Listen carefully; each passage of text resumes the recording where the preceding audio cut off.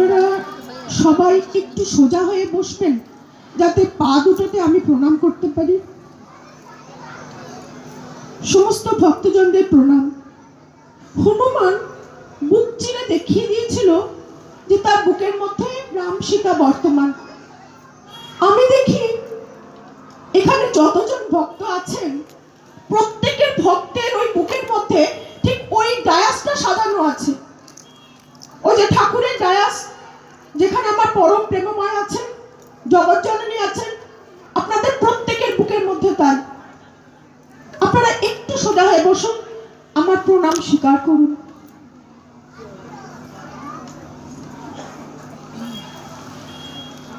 আমার জীবন সর্বস্ব পরম প্রেমময় শ্রী শ্রী ঠাকুরের রাঙা রাতুল চরণে অনন্ত কোটি প্রণাম। জগৎজননী লক্ষ্মী স্বরূপিণী শ্রী শ্রী মাতার আলতা পড়া দুটি পায়ে আমার কোটি প্রণাম। ভোলা মহেশ্বর সম পিতৃদেব, জগৎ সংসার যাকে শ্রী শ্রী বর্দা বলে জানেন, পরম ভক্তের উদাহরণ যিনি, যিনি এসে করে করে করে করে করিয়ে বুঝিয়েছেন ঠাকুর কি, ঠাকুর কেমন, ঠাকুরকে কেমন করে ভালোবাসতে হয়, ঠাকুরকে কেমন করে অনুসরণ করতে হয়, সবটাই যিনি হাতে কলমে প্র্যাকটিক্যাল ওয়েতে করে দেখিয়েছেন তিনি হলেন শ্রী শ্রী বর্দা। আর গোটা পৃথিবীকে প্রত্যেককে পিতা স্নেহে ভালোবাসতেন, তাই সবাই আমরা তাকে শ্রী শ্রী পিতৃদেব বলে জানি। সেই শ্রী শ্রী পিতৃদেবের রাঙা রাতুল চরণে অনন্ত কোটি প্রণাম। আর আজকে আমি এখানে দাঁড়াতে পেরেছি যার প্রেরণায়, যার ভালোবাসায়, যার ঐকান্তিক প্রচেষ্টায়, তিনি শ্রী শ্রী দাদা। দাদার কথা মনে পড়লে আমার বুকটা এরকম হয়ে ওঠে। আমি দাদার কথা দিকে যেতে পারি না। মহাশূন্যতার মাঝে মহাপরিপূর্ণতা। শ্রী শ্রী দাদার এক পা দোলানো, এক পা তক্তপোষে রাখা, প্রত্যেকটা সিন সিনারি আমার চোখের মধ্যে ভেসে ওঠে। শ্রী শ্রী দাদার রাঙা রাতুল চরণে অনন্ত কোটি প্রণাম জানাই। আর আমাদের প্রত্যেকের loving factor, loving centre, guide পূজ্যপাদ আচার্যদেব, তিনি হলেন মহাশূন্যতার মাঝে মহাপরিপূর্ণতা নিয়ে আসলেন। যখন আচার্যদেব দাদার কাছে প্রণাম করতে যাই, ফার্স্ট প্রণামটা শ্রী শ্রী দাদাকে করি। তার বসার ওপরে শ্রী শ্রী দাদার প্রতিকৃতিটা দেওয়া আছে, তাই শ্রী শ্রী দাদাকে প্রণাম নিবেদন করে তারপরে আচার্যদেব দাদাকে প্রণাম নিবেদন করি। তার অঙ্গুলির নির্দেশে আজকে আমরা সবাই একত্রিত। সবাই যত দিক দিগন্তে ভক্তজন এগিয়ে চলেছে, ছুটছে ওই শ্রী আচার্যদেব শ্রী শ্রী দাদার প্রেরণায়। তিনি যদি জঙ্গলে যান তো সমস্ত ভক্তজন সেখানে যাবেন, তিনি যদি পাহাড়ে যান তো সমস্ত ভক্তজন পাহাড়ে যাবেন। তার রাঙা রাতুল চরণে অনন্ত কোটি প্রণাম জানাই। আর একটি প্রণাম আছে পূজ্যপাদ আচার্যদেব দাদার জ্যেষ্ঠতম পুত্র পূজ্যপাদ অবিন দাদা। বহু দূর থেকে তার পদধ্বনি শোনা যায়, বহু দূর থেকে তার সুগন্ধ ভেসে আসে।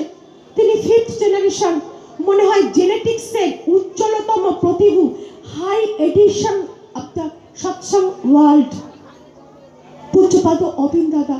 তার কাছে আমি যখন যাই তখন তিনি আমাকে দেখে বলেন আমার এই প্রবলেমের এই সলিউশন। আর একজন যখন যাবে তখন তাকে দেখে বলবে ও তুই, তোর এই প্রবলেম এই সলিউশন। হয়তো প্রবলেম দুটো সেম কিন্তু সলিউশন দুটো ভিন্ন। কে দেন? পূজ্যপাদ অবিন দাদা। তার যে কত অ্যাক্টিভিটিস, আজকে যে ডিপি ওয়ার্কের যে আমরা সিস্টেম দেখি, যে অ্যাপটা দেখি মোবাইল ফোনে, কত কত ইঞ্জিনিয়ার, আইটি ইঞ্জিনিয়াররা ওই অ্যাপটা তৈরি করছে পূজ্যপাদ অবিন দাদার নির্দেশে। তিনি টোল ফ্রি নাম্বার তৈরি করেছিলেন 1800, যেটাতে যে বলো বলো বলো, তুমি তোমার মনের কথা বলো, তোমার ব্যথা কোথায় আছে বলো। পূজ্যপাদ অবিন দাদা যিনি বললেন যদি তোর কেউ কোথাও নেই তুই জানবি আমি আছি জেসিডিতে। তিনি থাকেন জেসিডিতে, তার সহদর, তার ভক্তজনরা থাকে, তার অনুগামীরা থাকে, তার ইয়াং জেনারেশনরা থাকে জেসিডিতে, ওখানে থেকে সবাইকে কন্ট্রোল করে। তাই তাকে প্রণাম নিবেদন করলে ঠিক পর মুহূর্তে আর একটা প্রণামের ইচ্ছা প্রাণে আসে, মনে হয় যেন তাকে দুবার প্রণাম করি। পূজ্যপাদ অবিন দাদা রাতুল চরণে প্রণাম নিবেদন করি। ঠাকুর বাড়ির মা, নিত্য লীলা সঙ্গিনী সেই দেবী দেশী চরণে প্রণাম জানাই। আমরা সংসারে 4 জনকে নিয়ে হিমশিম খেয়ে যাই, টানাপোড়ে খেয়ে যাই, আর সেই ঠাকুর বাড়িতে মায়েরা, তাদের কত বড় সংসার জানেন আপনারা? আপনাদের প্রত্যেককে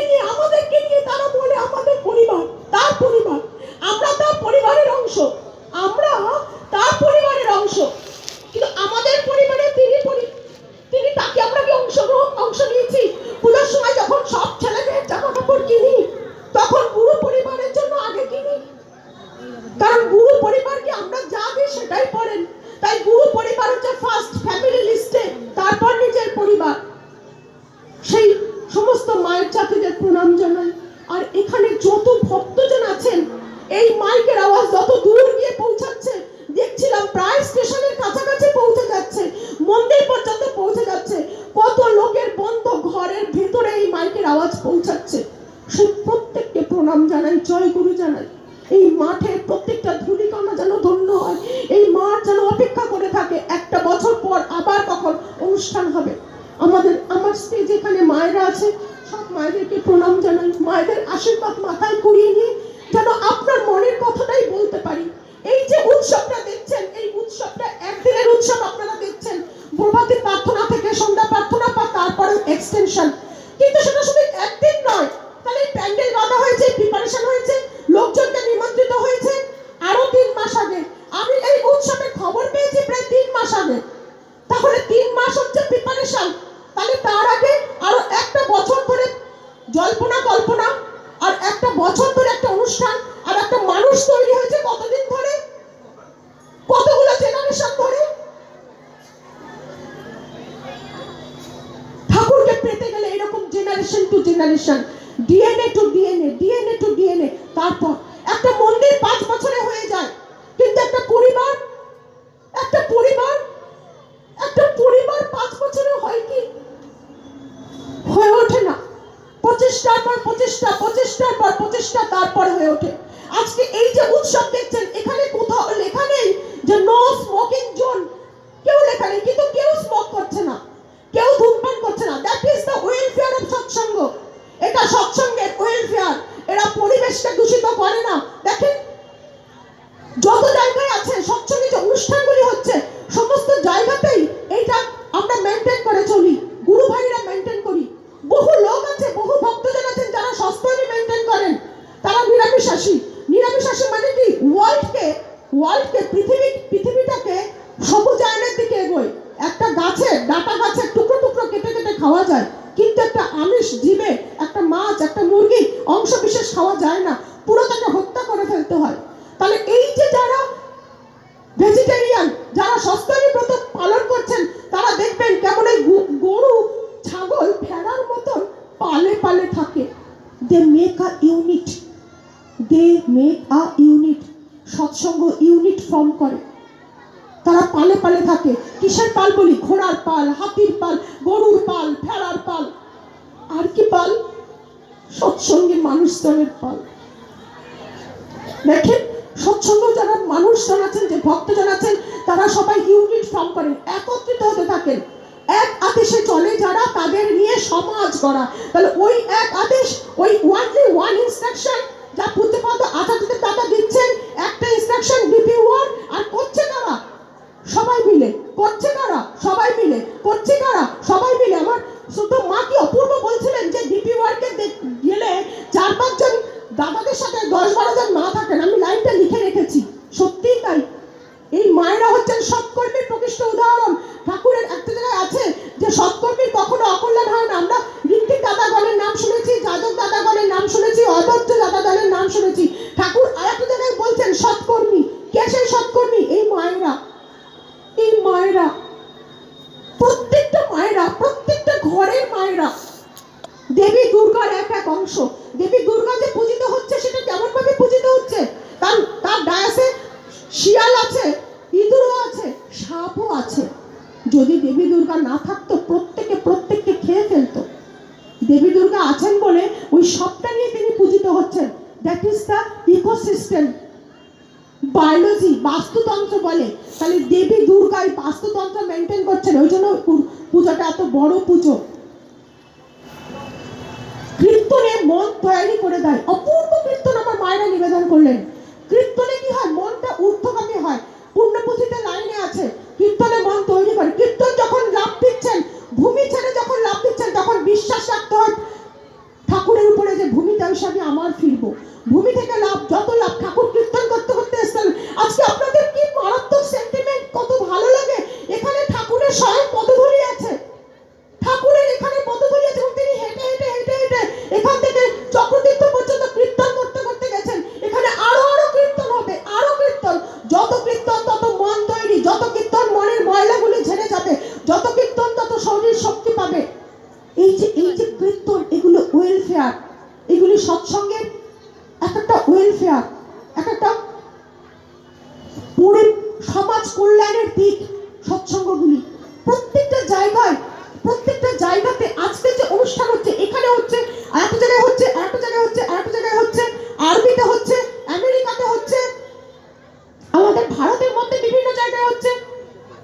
পশ্চিমবঙ্গের মধ্যে বিভিন্ন জায়গায় হচ্ছে, গড়িয়াতে হচ্ছে, গড়ফা গড়িয়া। তাহলে কত কত জায়গায় অনুষ্ঠান হচ্ছে, কত কত জায়গায় মানুষ এক হয়ে উঠছে। চলেন না আমাদের প্রত্যেকের পরিবারটা, বাড়িটা মন্দির করে ফেলি, উপাযোজনা কেন্দ্র। প্রত্যেকের বাড়িটাতে আধা আধা থাকবে না। আধা আধা মানে কি? তুমি স্বামী ঠাকুরের দিকে যাচ্ছ, আমি স্ত্রী উল্টো দিকে যাচ্ছি। তুমি স্ত্রী ঠাকুরের কাছে এসেছো, মায়েরা এসেছেন, প্রত্যেক মায়েদের সঙ্গে করে তার দাদারা থাকা দরকার, প্রত্যেক দাদাদের সঙ্গে করে মায়েদের থাকা দরকার। দেখেন ঠাকুর কেমন বসেছেন, ঠাকুর তো কমপ্লিট ফ্যামিলি। ঠাকুর কেমন বসেছেন, Thakur complete family. That is the example of a real family, that is the example of ideal family. Thakur বসেছেন, পিতা বসেছেন, জগজ্জননী বসেছেন, মাতা বসেছেন, শ্রী বর্তা বসেছেন, পুত্র বসেছেন, আচার্যের দাদা বসেছেন, উত্তরসূরি বসেছেন। Example of a family. তাই ডিপি ওয়ার্কে প্রত্যেকের বাড়িতে গিয়ে ওই পরিবারটা ঠিক করে দিই আমরা, যে এটা দেখতে দেখতে আমাদের পরিবারটা এমন ভাবে হয়ে উঠবে, এটা দেখতে দেখতেই আমাদের পরিবারটা এমন ভাবে হয়ে উঠবে। আরো আরো আরো অনেক বেশি ইয়াং জেনারেশন দরকার, যেখানটাতে চলে আসবে। কারণ আমরা এসেছি, আমাদের ছেলে পিলে আসেনি, তাহলে কি করে হবে? তাকে নিয়ে করবো। আমার মায়ের কাছে শুনছিলাম যে ঠাকুর জেনারেশন টু জেনারেশন, বংশ পরস্পরায় যদি ঠাকুরকে প্রবাহিত করতে পারি, তবে ঠাকুর রক্তের মধ্যে ঢুকবে। তা না হলে কেমন করে ঢুকবে? ঢোকার তো রাস্তা কই? রাস্তা তো আর নেই। তাই আমরা প্রত্যেকে, আমাদের করণীয় এটা, প্রত্যেকে করণীয়। মায়েদের কাছে বলবো, আলমারিতে যে কটা শাড়ি আছে, আলমারিতে যে কটা শাড়ি আছে, বাড়িতে ঠাকুরের সেই কটা বই রাখবেন। আলমারিতে যেই কটা শাড়ি আছে, ঠাকুরের বই সেই কটা। আমার স্থাবর অস্থাবর সম্পদ সব আমি দিয়ে যাচ্ছি আমার সন্তানদের। বাড়ি দিয়ে যাচ্ছেন, গাড়ি দিয়ে যাচ্ছেন, এসি, টিভি, হেনা তেনা।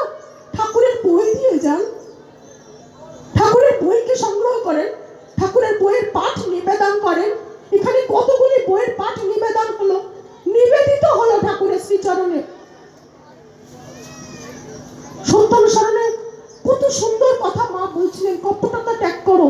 তাহলে এই যে প্রত্যেকটা সত্যানুসরণের যে এতটুকু বই, অ্যাটমিক বই, ছোট্ট পাতা পকেটে রাখা যায়। আর সেই সত্যানুসরণ বুঝতে গেলে শ্রী বর্দা নিজে তার ব্যাখ্যাগুলো করেছেন। প্রসঙ্গ সত্যানুসরণ কার কার বাড়িতে আছে? প্রসঙ্গ সত্যানুসরণ হাত তোলেন। 2 হাত তুলেছেন আমার দাদা। প্রসঙ্গ সত্যানুসরণ, জয় গুরু। চোখে জল চলে আসে আমার। একজনও যদি ভক্ত পাই, একজনও, তার দেখা দেখি হাজার হাজার জন হবে। যাদের বাড়িতে নেই তারা সংগ্রহ করবেন। 30 টাকা, 40 টাকা, 50 টাকা, 100 টাকা, এরকম দাম ঠাকুরের বইগুলি। বিবাহ বিধায়না কার বাড়িতে আছে? বিবাহ বিধায়না। ছেলে পিলে বিয়ে দেবেন কেমন করে? ও যে অজাত পূজাত ধরে নিয়ে আসবে, তখন যে মানাতে পারবেন না, তখন যে জীবনটা রসাতলে তলিয়ে যাবে। ঠাকুর বলছেন উন্নয়ন আর প্রজনন এই তো বিয়ের মূল। যেমন তেমন বিয়ে করে করো না কবুল। তাহলে উন্নয়নটা কি, ডেভেলপমেন্টটা কি? আমরা গরু কুকুর কিনতে গেলে উন্নত জাতের কুকুর কিনি। মানুষকে নিয়ে কে গবেষণা করেছে? How to create a better human, how to create a better human. কি করে আপনি সুন্দরভাবে নতুন সন্তান তৈরি করবো। আমার মা আগে বলেছেন, ভক্ত প্রহ্লাদ কয়েকগুর কথা বলেছেন, সায়েন্টিফিক রিজনটা মা বলে গেছেন যে কি করে হয়। সায়েন্টিফিক্যালি একটা দেবশিশু কি করে আসে? মায়ের কাছে সেই গলগজ্জা, মায়ের কাছে সেই টেকনোলজি, মায়ের কাছে দ্যাট ইজ দ্য ইউজেনিক সায়েন্স। ঠাকুরকে আরো জানতে গেলে শোধগঙ্গা আছে, ঠাকুরকে নিয়ে রিসার্চ হচ্ছে, মানুষ গবেষণা করছে ঠাকুরকে নিয়ে, গবেষণা করে সেই পত্রগুলো বেরোচ্ছে। বিশ্ব জানছে ঠাকুরকে। আমি ঘরের মধ্যে বসে জানছি না, তাই জানছি না। বিশ্ব জানছে ঠাকুরকে।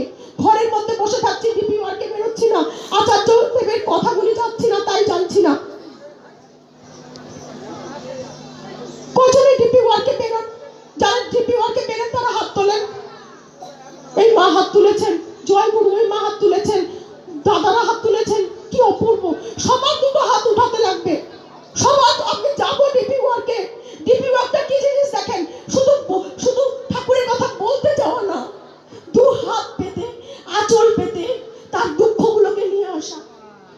আপনারা এসেছেন না এখানে, আপনাদের অনেকের ভেতরে দুঃখ আছে না, শোক আছে না, জ্বালা আছে না,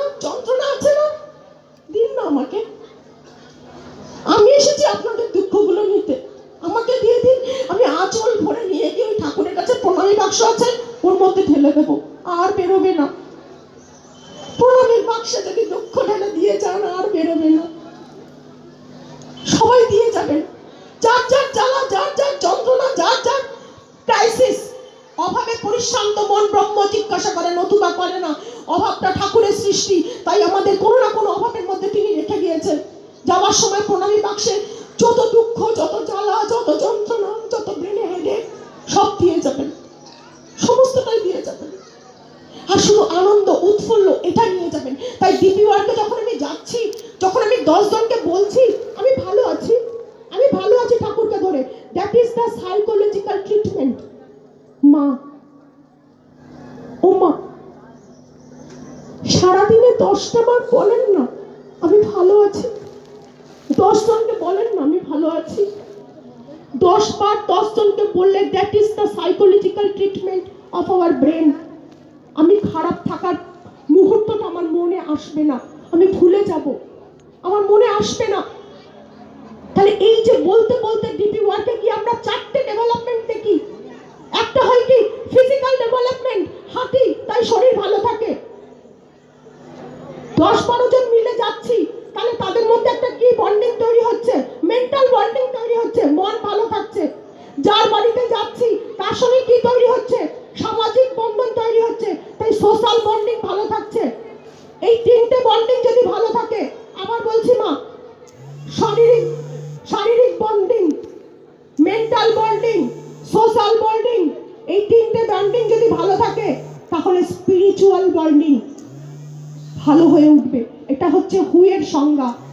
বিশ্ব যে স্বাস্থ্য সংস্থা বলে যে তুমি সুস্থ, তুমি কি করে বুঝবে? এই চারটে যদি ভালো থাকে তাহলে আমি সুস্থ। তাহলে ঠাকুর কি করছেন, আচার্য দাদা কি করছেন, আমাদের সোশ্যাল ওয়ার্কটা কি, আমাদের ওয়েলফেয়ারটা কি, মানুষকে সুস্থ করে তোলা। কিভাবে? ডিপি ওয়ার্কের মাধ্যমে। কিভাবে? ওই 4টে প্রিপারেশনের মাধ্যমে। একটা কাজ, খাতা নিয়ে, একদম খাতা নিয়ে, ডায়েরি নিয়ে বা ছেলেপিলেদের পুরনো খাতা নিয়ে, যার বাড়িতে গেলাম, যার সঙ্গে গেলাম, তার নামগুলোকে লিখে লিখে ফোন করে করে তার সাথে আরো বেশি বন্ডিং তৈরি করা। একটা সৎসঙ্গ, আজকে এখানে কতজন মানুষ এসেছেন ভক্তজন? প্রায় ধরে নিন 5000, আমি ধরে নিই 10,000। তাহলে 10,000 ভক্তজনের একদিনের অন্নভোগের ব্যবস্থা এখানে আছে। আপনারা বলেন তো, এটা কি সামাজিক একটা উন্নতি নয়? আমরা মাঝে মাঝে গিয়ে ডিপি ওয়ার্কে গিয়ে জিজ্ঞাসা ফেস করি, তোমাদের ঠাকুর কি করেন, সমাজের কি মঙ্গলটা করেন? আজকে এতগুলো মানুষ যেখানে অন্নভোগ পাবে, এতগুলো মানুষের ভোরবেলার খাবার, টিফিন পর্যন্ত দায়িত্ব নিয়েছেন এই মন্দির, এই উৎসব কমিটি। এটা কি কম কথা? যখন জেলা উৎসব হবে তখন কি হবে? 30,000 40,000 ভক্তজন সেখানে আসবে। তাহলে 30,000 40,000 ভক্তজনের খাবারের দায়িত্ব সেই সৎসঙ্গ কমিটি নিচ্ছে। কম কথা? দেশের ইকোনমিক সফল হচ্ছে না, দেশের ইকোনমি স্ট্রং হচ্ছে না। বড় বড় যে মন্দিরগুলোতে, বড় বড় যে উৎসব হচ্ছে, সেখানে প্যান্ডেল, ডেকোরেটরস, মাইক, এভরিথিং, তাদের ইকোনমিক সাপোর্ট হচ্ছে না। আপনারা কি বলছেন? ঠাকুর তাহলে কি? ঠাকুর কোন দিক থেকে এসেছেন? ঠাকুর সর্বদিক থেকে, আকাশ বাতাস মাটি সবকিছুর মধ্যে তিনি মৈত্রী স্থাপন করছেন। আমার সঙ্গে খাট্টা মিট্টা আছে একজন, কিন্তু তার সঙ্গে আমি পাশে বসে ঠাকুরের কথাটা শুনছি, তখন আমার সেটা মাথায় সুইচ করছে না। তার মানে কি? মেন্টাল বন্ডিং স্ট্রংটা হলো। তাহলে এই হচ্ছে আচার্যদেব দাদার নির্দেশ, আচার্য পরম্পরা আজকে আমরা পাই। এটা আমাদের কাছে পরম ভাগ্য, পরম ভাগ্য। আচার্যদেবের দয়ার কথা আজকে তিনি শুনছেন ওখানে বসে, যেখানে কি হচ্ছে, কে কেমন ভাবে আছে, কে কি করছে, তিনি শুনছেন। ঠিক যেমন স্কুলে ছোট বাচ্চা কিছু করে আসলে মা তাকে দেখেই বোঝা যায়, ঠিক সেরকম আমরা আমাদের ভেতরে কতটুকু ঠাকুরকে নিয়ে যাব, সেটাই আমাদের অ্যাক্টিভিটি। সূর্য তো উঠেছে, কিন্তু সূর্যের রিসিভ করতে গেলে তার জন্য সোলার প্লেট লাগে। তাই ঠাকুর প্রতি মুহূর্তে দয়াটাকে বিতরণ করে যাচ্ছেন। সেই দয়াটাকে নিতে গেলে তার কাজটাকে করতে লাগবে। তাই তার কাজটা আমরা যেমন সুন্দরভাবে করব, সন্তান সন্ততিদের ভেতর থেকে যেমন সুন্দরভাবে করব, তেমন সুন্দরভাবে আমরা এগিয়ে যাব। আমার মায়ের দাদা অনেক মনোযোগ দিয়ে ঠাকুরের কথা শুনছেন। মায়ের দাদাকে বলবো যেন তিনি তার গোটা পরিবার নিয়ে এই ঠাকুরের কাছে আসেন। তাহলে ঠাকুরের কাছে আসলে একটা অনাবিল আনন্দ পাওয়া যায়, বিশাল আনন্দ। যে আনন্দ কখনো ওই মাছ মাংস এটা সেটা খেয়ে হয় না। এই যে আনন্দ শুধু একটা জনের না, এই আনন্দ পুরো পরিবারের, জেনারেশন টু জেনারেশনের আনন্দ। তাই তিনি পরমা আনন্দ, তাই তিনি পরমানন্দ, পরম প্রেমময় বলি ঠাকুরকে। তার প্রেম কেমন? পরম প্রেমময়, পরম মানে তারপরে আর হয় না। That is the extreme, that is the extreme প্রেম। আপনাদের মতো ভক্ত পেয়ে না আমার ভেতরটা কুমড়ে কুমড়ে কেটে কেটে ওঠে। তখন ঠাকুরের মানে ছোট বাচ্চাদের মতন বলতে ইচ্ছা করে যে ঠাকুর, ঠাকুর তোমার ভক্তি এত সুন্দর, তুমি কত সুন্দর, তুমি তাহলে কত সুন্দর। তোমার ভক্ত যদি এত সুন্দর হয়, প্রত্যেককে প্রণাম করতে ইচ্ছা করছে। আপনারা সবাই খুব ভালো থাকুন, ঠাকুরকে আরো বেশি করে মেখে রাখেন নিজের অন্তরে, সারা গায়ে চন্দনের মতন। যেখানে যেখানে যাবেন চন্দনের গন্ধ সুবাসিত হবে। তাই ঠাকুরের নামের আগুন জ্বেলে রাখুন। যেখানে যেখানে যাবেন নামের অনল জ্বলে উঠবে, নামময় হবে। একটা মিনিট আমাকে দিতে পারেন? আমি নাম ভিখারি, একটা মিনিট সবাই নাম করেন, তার কথা স্মরণ করেন, আচার্যদেবের সেই চরণ দুখানি স্মরণ করেন। কি অপূর্ব পাপ, কি সুন্দর। সবাই নাম করেন, নামময় হয়। আপনাদেরকে প্রণাম জানাই।